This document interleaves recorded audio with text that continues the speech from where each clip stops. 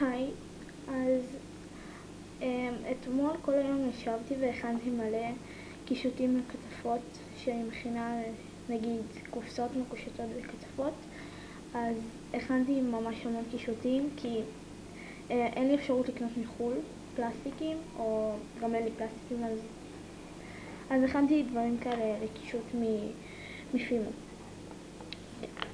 אז קודם כל אני רוצה להראות שני כדורי גלידה שהכנתי. הם לא ממש רואים אותם, כי אני לא יודעת מה קורה למצלמה שלי, אבל הנה, לא. אני אעשה אחד מכל צבע, ככה, ירוק.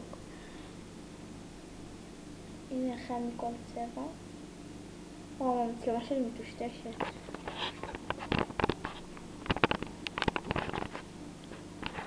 אני לא יודעת למה ככה, למה זה ככה, אבל אני אנסה לסדר את זה אחר כך.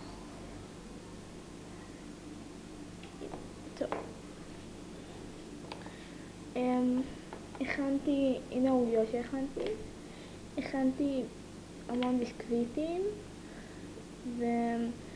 והכנתי עוגיות כאלה, יש להם טקסטורה כזאת מתפוררת, כאילו עוגיות מתפוררות. הנה ביסקוויטים, והנה מקרון, ככה, כן, לא יודעת. ראשון שהכנתי, אל תהרגו אותי, זה ראשון שלי. שוקולדים,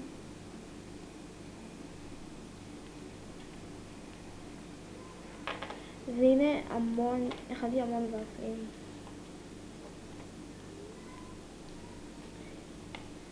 הנה ופלים שהכנתי, יש משולשים, יש מרובעים, כל מיני.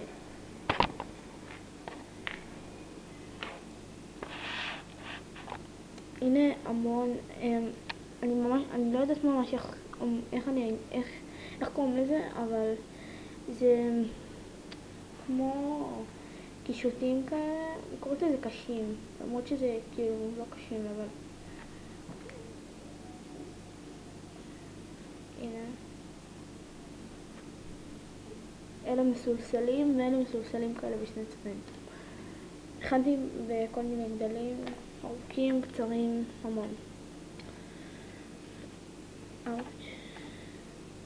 טוב, אז זה בעצם וידאו קצר של כל מה שהכנתי אתמול, ואני מקווה שנהניתם. ביי.